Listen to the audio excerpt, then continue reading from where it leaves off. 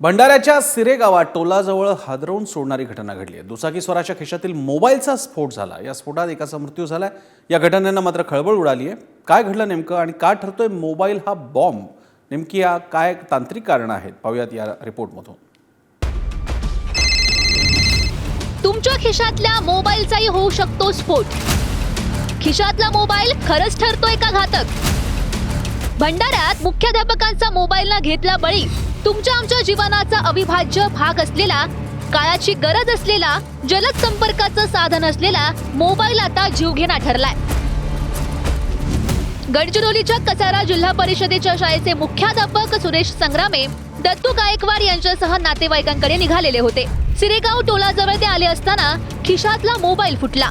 या स्फोटात संग्रामे यांचा मृत्यू झालाय, तर गायकवाड जखमी झालेत। श्री सुरेशजी संग्रामे व नथुजी गायकवाड हे आपल्या स्वगावी टोल्यावरून सांगवेकडे जात असताना शिरगावच्या पुढे 500 मीटर अंतरावर त्यांच्या मोबाईलचा स्फोट होऊन त्यांची गाडी कोलमडली व त्यांना दवाखान्यात नेत असताना त्यांचा साकोलीच्या जवळपास मृत्यू झाला। तर मोबाईल स्फोट नेमका कसा झाला याबाबत मतमतांतरही व्यक्त होत आहेत।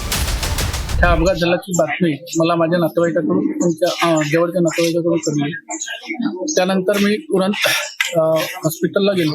हॉस्पिटलला गेल्यानंतर त्यावेळी त्यांचा मृत्यू झालेला होता। त्यांची गाडी एखाद्या तरी वाहनाला अगोदर मोठ्या जोराने आदळलेली असावी आणि त्यामुळे ते खाली पडले आणि खाली पडल्यानंतर त्यांचा जो मोबाईल आहे त्या मोबाईलचा स्पार्क झाला आणि त्या स्पार्कमध्ये त्यांचा हा छातीकडला जो भाग आहे हा भाग जळला गेला असावा। या घटनेबाबत संशय व्यक्त केला जात असला तरी खिशातल्या मोबाईलचा स्फोट होण्याची, त्या स्फोटामुळे जीवावर बेतल्याची ही पहिलीच घटना नाहीये। मोबाईलचा जीवघेणा स्फोट 4 मार्च 2024 जालन्यात भोकरदनमध्ये मोबाईल स्फोटात जखमी झालेला चिमुकल्याचा मृत्यू। 22 जून 2024 अकोल्याच्या अकोटमध्ये खिशातील मोबाईलचा स्फोट, सुदैवानं तरुण बचावला। 30 ऑक्टोबर 2024 ग्रेटर नोएडामध्ये हातात मोबाईलचा स्फोट झाल्यामुळे तरुण जखमी। 9 नोव्हेंबर 2024 बिहारच्या सुपौल जिल्ह्यात मोबाईलच्या स्फोटात 4 जखमी।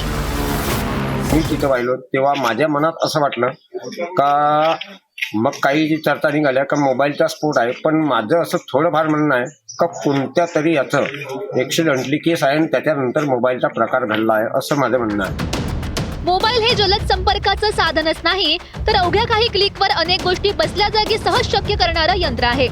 मनोरंजन, माहिती, फोटो, व्हिडिओ साठवण्याचं साधन आहे। त्याचमुळे प्रत्येकाच्या खिशात तो असणारच। पण जर या मोबाईलमुळेच जीवाला धोका निर्माण होत असेल तर हा धोका वेळीच ओळखून योग्य खबरदारी घ्यायला हवी। खास करून मोबाईलची जी बॅटरी असते तर लोक जास्त खर्च येऊ नये म्हणून बरेचदा कुठल्या तरी लोकल किंवा साध्या प्रकारच्या बॅटरीचा ब्रँड वापरून ती बॅटरी बदलतात। तर हे खूप धोकादायक ठरू शकतं कारण या बॅटऱ्या या अव्वल दर्जाच्या नसतात आणि त्यामुळे हा स्फोट घडू शकतो। मोबाईल जरी गरजेचा असला तरीही तो वापरताना योग्य ती काळजी घ्यायलाच हवी, तरच भविष्यात खिशातला मोबाईल बॉम्ब ठरणार नाही आणि जीवाला धोका निर्माण होणार नाही। भंडाराहून अक्षय खोब्रागडेसह रशीद इनामदार, पुढारी न्यूज।